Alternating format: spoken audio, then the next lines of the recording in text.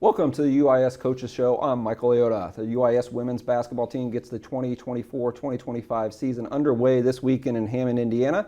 We are thrilled to have brand new head coach Olivia Lett join us here today. Coach, thanks so much for doing this. Thanks for having me. I'm excited to get started. Yeah, it's been a great summer for you, obviously, and your family, moving here to Springfield and being officially a part of the UIS family. But now that we're finally game week, how are you feeling? Little nerves are starting to kick in a little bit. It's nice to have those extra weeks that we've got at Division II, at Division III. It starts October 15th, so we've been going for a while. So I think we're ready to experience a real game. Nice. A lot of excitement, obviously. But, let's be honest, transition into a new program and new head coaches are difficult, right? And, for you, I think the best thing is, you got a lot of good people around you, makes it easier. And on your staff, you have somebody that has some familiarity with the program, somebody that has familiarity with you. Talk a little bit about your coaching staff and how important they've been the last few months to you. As you know, your staff is what makes you go. There's just too much in this job to try to handle by yourself. And so to get good people around you, it helps with the recruiting part of it and helps you really be able to hit the ground running. D'Angelo Hughes, he was here last year for a semester, and he kept the program afloat before I was hired and really helped me hit the ground running because he was able to do a lot of those paperwork things, a lot of things I had no idea how to do the first couple weeks, and really just kept us in a good position that we could be successful throughout the summer. Aubrey Staten is somebody that was my first recruit at Millikan, and so to have her on staff, just knowing me, kind of knowing my style, your assistants have to have a lot of grace for the head coach and really believe in what they're trying to do. And I think both of them understand that, and they understand that we're all trying to grow and trying to grow together. I don't know exactly how to do it here. Yes, I've been coaching, but that doesn't mean what I do is perfect for UIS or perfect for what we're going to do here. So we really are trying to grow along with each other. There's a lot of basketball experience there. D'Angelo was part of a national championship team at Prairie State, so he's been in this Division II grind for a while. And Aubrey was very successful at Millikan and part of our run to a Sweet 16. And both of them have local ties. D'Angelo from Springfield Southeast and Aubrey from El Paso Gridley. And so I think that's important for us to have those faces that really resonate with the area as well. Yeah, 100%. We're looking forward to seeing the product on the court this weekend, obviously, but in the first few months, you've had a chance recruiting-wise to kind of, get your feet wet and get going and kind of start to establish what you want from there. You've talked at length about how local recruiting is extremely important to you. Can you talk a little bit about how that progress has been the first few months and maybe a little bit about why that's so important? Yeah, at Millikan, 60% of our roster was within Central Illinois, and I think that's really important. We want to be loyal to who we are. Obviously, we want to get the best players, but I think we see a lot of talent leave Springfield at times, and we want to make sure that we make that impact. And so for this first class that is starting with us this fall, we were able to bring in 4 kids.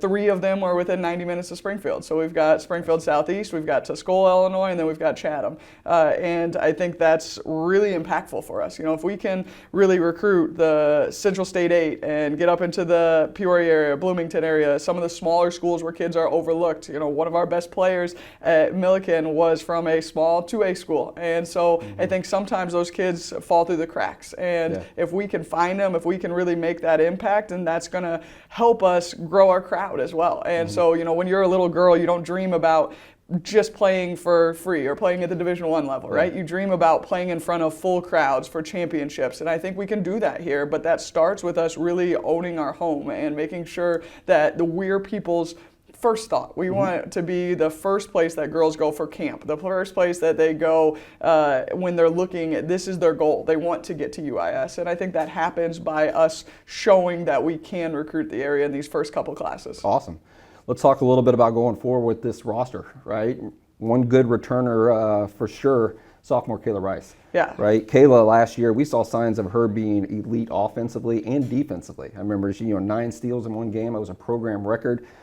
She just showed signs that she can be an all-league player on both sides of the ball. Tell me a little bit about your interactions with her so far, your expectations, and how you see her fitting and leading this team. Yeah, Kayla's had a couple of really good scrimmages for us so far. I think she really fits the style that we want to play. And, we've talked pretty at length about the fact that shooting percentage is going to be big for us. And that was one of her weaknesses last year, is making sure that she's really, really effective because the intensity she brings on defense, the pace that she plays on offense, it's second to none. And so if we can get her making sure that she converts at a really high rate, right now in practice, she's one of our top 3-point shooters. So she is our top 3-point shooter, and it's an everyday thing. And it's also also getting her to understand that there's going to be days that aren't perfect. There's going to be days where you're 1 for 8, and that's okay. You're still our best shooter. We need you to have that confidence. And I think she's really starting to grow in that role. Her along with our 2 seniors are really understanding the pace that we want to play at, the amount of work that it takes.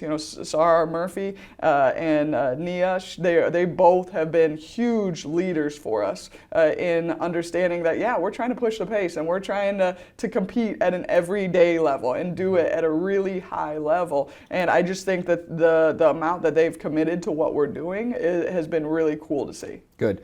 Let's talk about this weekend. Your first game coming up. Not so much of just an easy get a game in. You're going on the road to Hammond, Indiana for a crossover against a couple good region teams. Friday night, 7 o'clock, you'll play against Tiffin.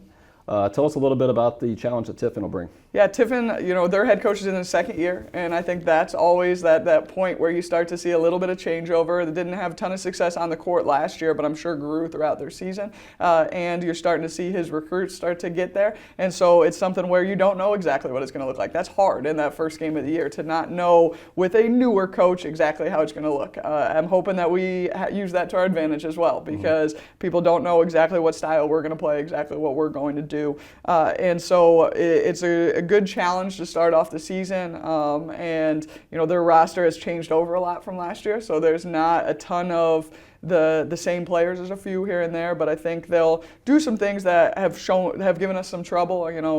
Defensively have given us some trouble in some of our scrimmages so far. Mm-hmm. So it'll be interesting to see how we respond to that. Yeah, and then a quick turnaround, obviously, and you'll play Hillsdale. Hillsdale team won 18 games last year. They won 13 in their league last year.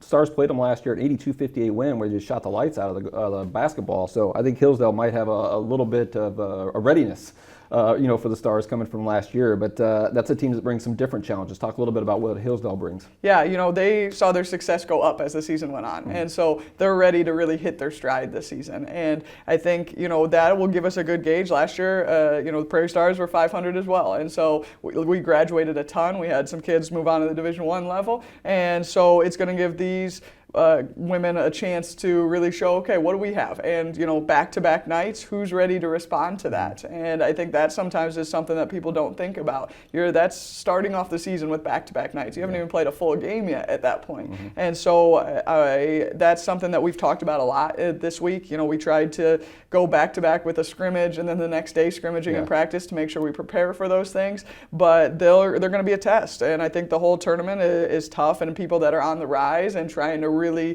figure out where are they going to fall in their conference. Purdue Northwest, who we don't play, has a new coach as well. And so there's a lot of changes in this tournament for this year, or in the last couple years. And I think that will be interesting to see how this tournament progresses and how these 4 teams' season progresses after this weekend. Nice. Obviously you want to go through this weekend 2-0. That would be the ideal start. But it's a long season, right? And a new group and a new system kind of putting in.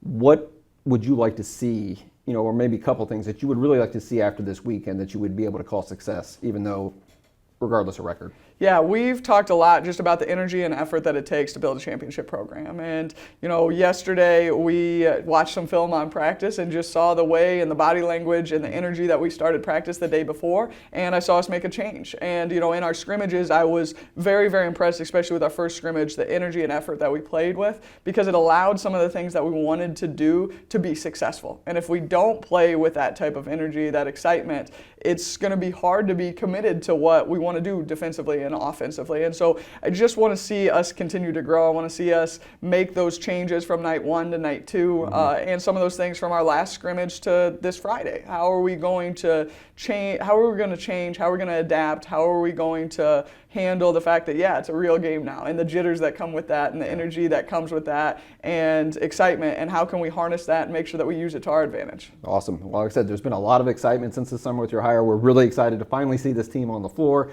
So, Coach, we appreciate you being here. Again, the Prairie Stars will start in Hammond, Indiana this Friday against Tiffin, with a follow-up game against Hillsdale.